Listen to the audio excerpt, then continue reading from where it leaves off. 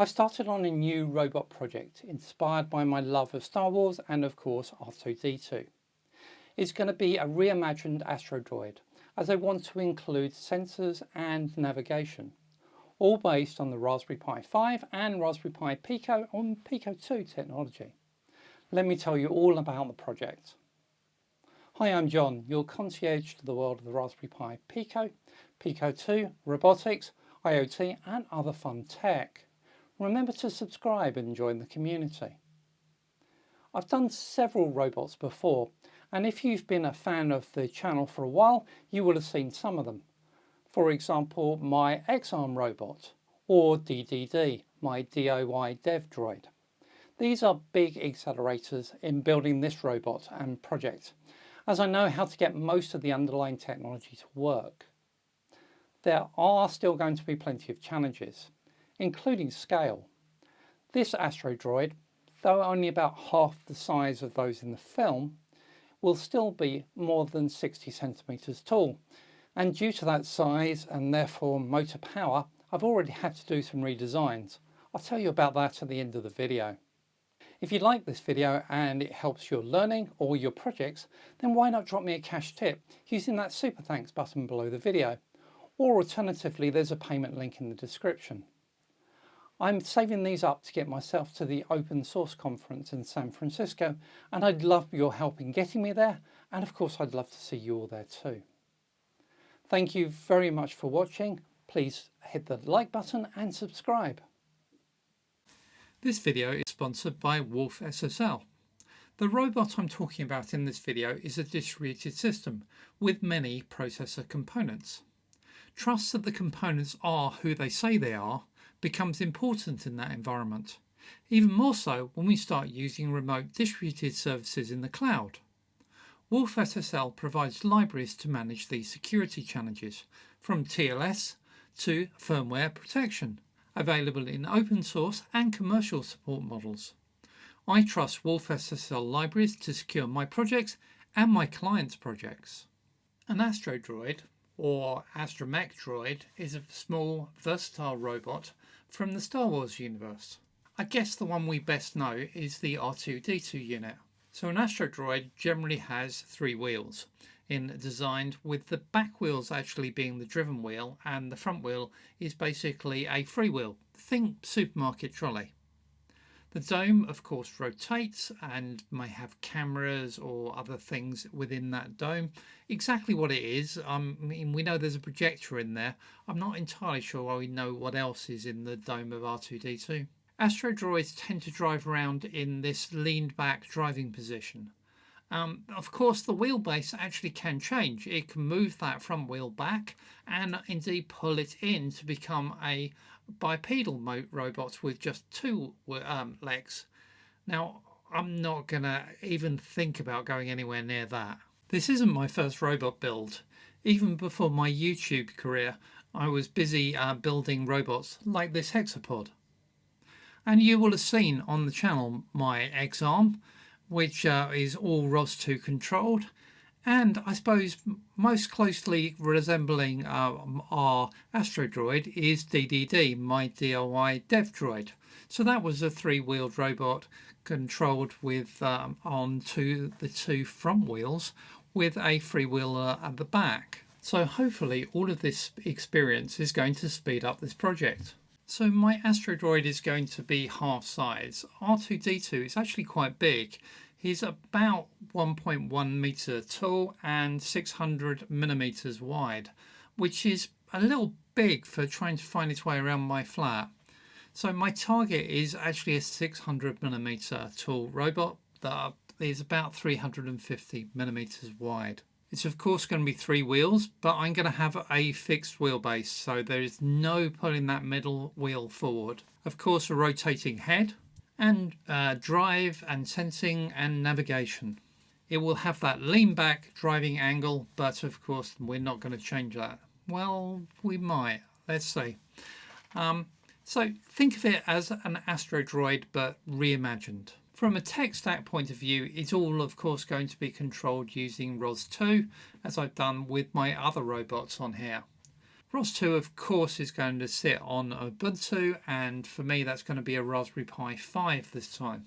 And you would expect nothing else from me but to have some more Raspberry Pi devices involved in this. So I'm going to use micro ROS on either RP2040 or RP2350 boards. They may or may not turn out to be Picos truly, because I actually might want a slightly smaller footprint, but we can tell you about that as I go along.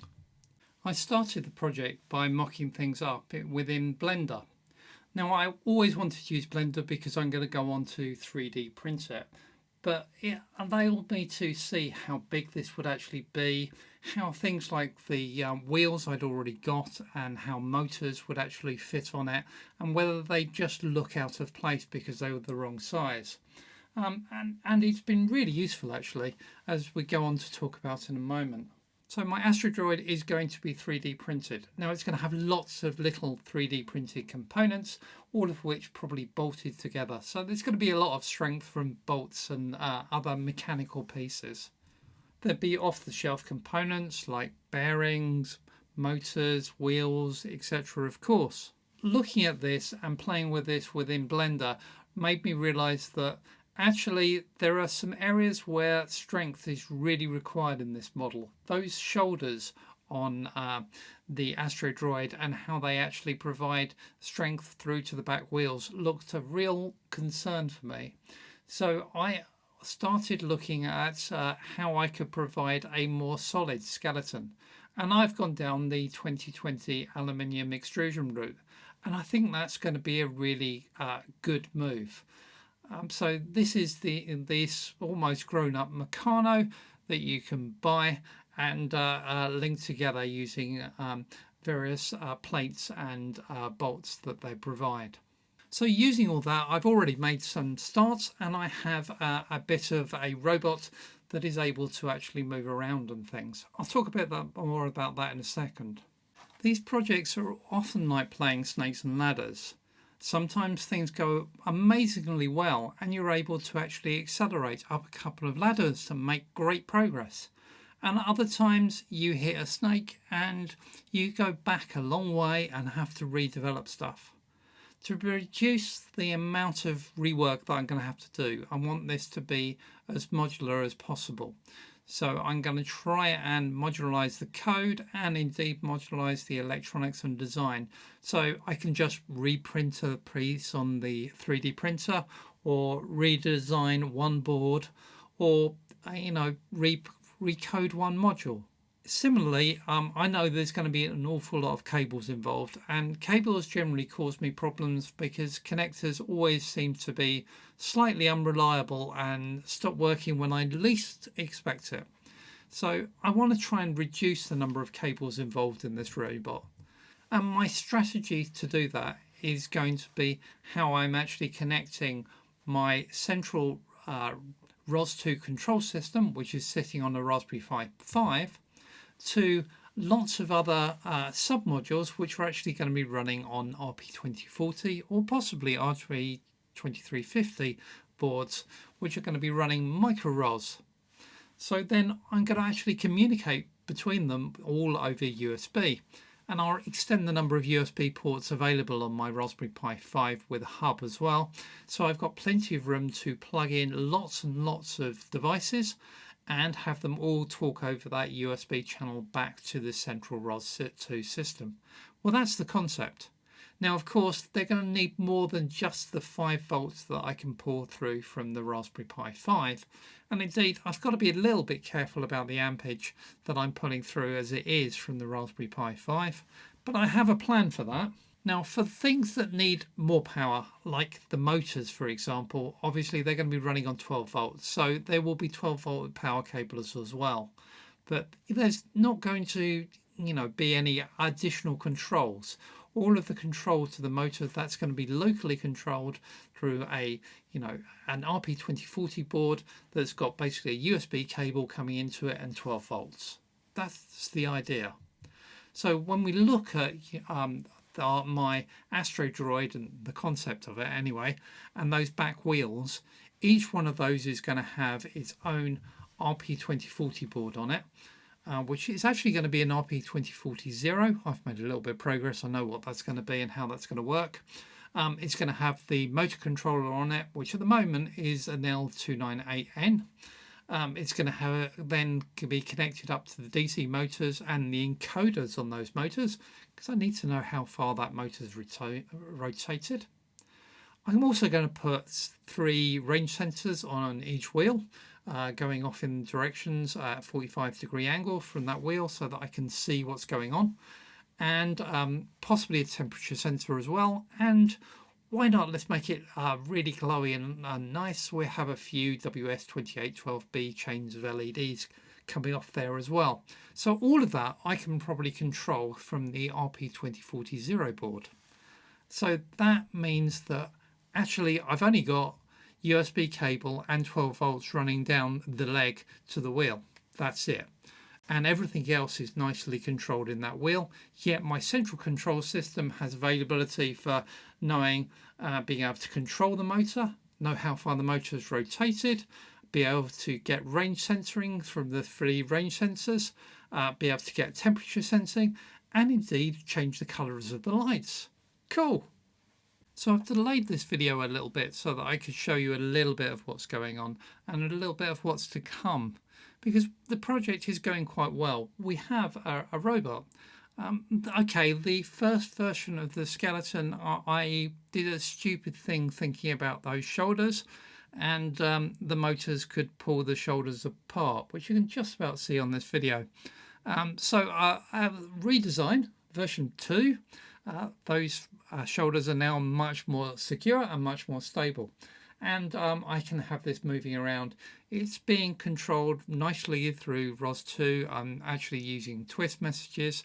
Actually, I'm using a DS4 controller actually to drive it. I've got a little bit of work to do on the drive system. It isn't quite as smooth as I would like, but certainly motion's good, and it knows where it's moving and things, and that all seems to be working quite nicely. So progress. And I'm going to be sharing some more stuff on sort of in short format about how I'm progressing as well, so you can keep an eye on the shorts to just see an up to the minute view on how the project's going. And then I'll do some more detailed deep dives as my main vlogs as we go forward. I will bring you lots more videos about this project and the details of how I'm building it, and indeed how you could build your own project or a similar one yourself too in later videos. I keep calling this my Astro Droid, and I really do need to find a name for it. It's hard when it's hardly been built though, and right now it's just a skeleton. What do you think I should call it? Let me know in the comments please. Plain names only.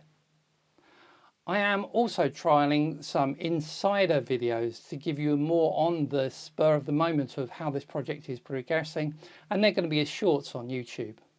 They won't explain the technology fully, but they might be fun.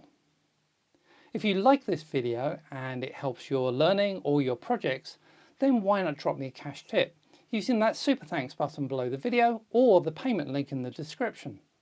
I'm saving these up to get myself to the open source conference in San Francisco, and I'd appreciate your help in getting me there, and of course I'd love to meet you and see you all there too.